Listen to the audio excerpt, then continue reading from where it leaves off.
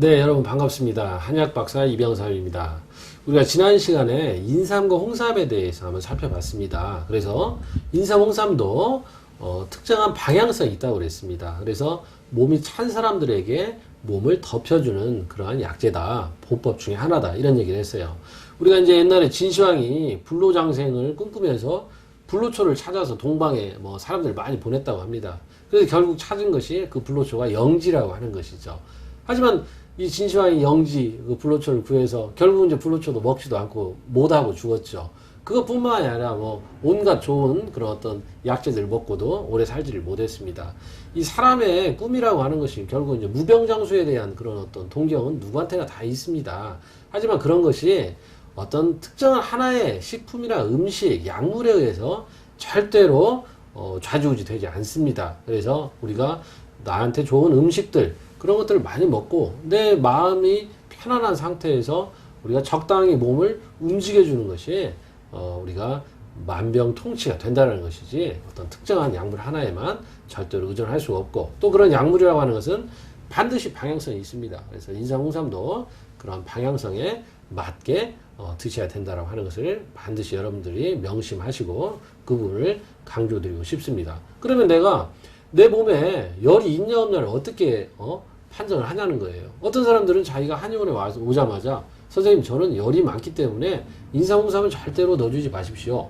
그렇게 하는 분들이 있어요. 그러면 왜 그럼 선생님은 인삼에 몸에 열이 있다고 생각하십니까? 그러면 제가 인삼을 먹으면 몸에 막 열이 나면서 열꽃이 피고 두드러기 나고 혈압도 올라가고 이렇습니다. 이런 얘기를 하는 사람도 있고, 그거 먹으면 변비가 생깁니다. 가렵습니다. 이런 증상들을 호소하는 분들이 있습니다. 그러한 증상들이 맞기도 하고 틀리기도 합니다. 왜냐면은 우리가 내 몸에서 일시적으로 수분이 굉장히 부족한 사람이 있고 체질적으로 또 수분이 부족한 사람이 있습니다. 그것은 이제 일시적으로 그런 것이냐 아니면 그 사람의 체질이 그런 것이냐는 우리가 전문 한의사의 진단을 반드시 받아야 된다라고 하는 것입니다.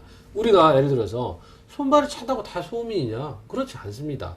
소양인, 우리가 흔히 화열이 많다고 하는 소양인들도 손발이 찰 수 있어요. 자, 우리가 여러분들 보일러를 떼는데 도시가스가 아무리 펑펑 들어온다고 해봐도 그 도시가스가 들어와도 끓여줄 물이 없으면 난방을 할 수 없습니다. 그렇죠? 그러면은 그런 사람들은 당연히 손발이 차겠죠. 그런 사람들한테 필요한 것은 인삼이나 어떤 홍삼, 그렇게 열을 넣어주는 게 필요한 것이 아닙니다. 그런 사람들은 비록 내가 증상으로는 손발이 차고 추위를 느끼지만 오히려 물을 넣어주고 지나친 불을 꺼주면 내가 갖고 있는 자체적인 열에 의해서 수분이 돌아가면서 몸이 따뜻해진다는 겁니다. 근데 우리가 초심자나 아니면 전혀 그런 데에 문외한 이런 사람들이 손발 차? 그냥 인삼, 홍삼 먹어. 이렇게 얘기를 하고, 그렇게 또 실제적으로 하고 나서 몸이 굉장히 나빠지는 그런 경우들을 굉장히 많이 볼 수 있습니다. 자, 태음인들도 손발이 찰 수가 있죠. 왜냐?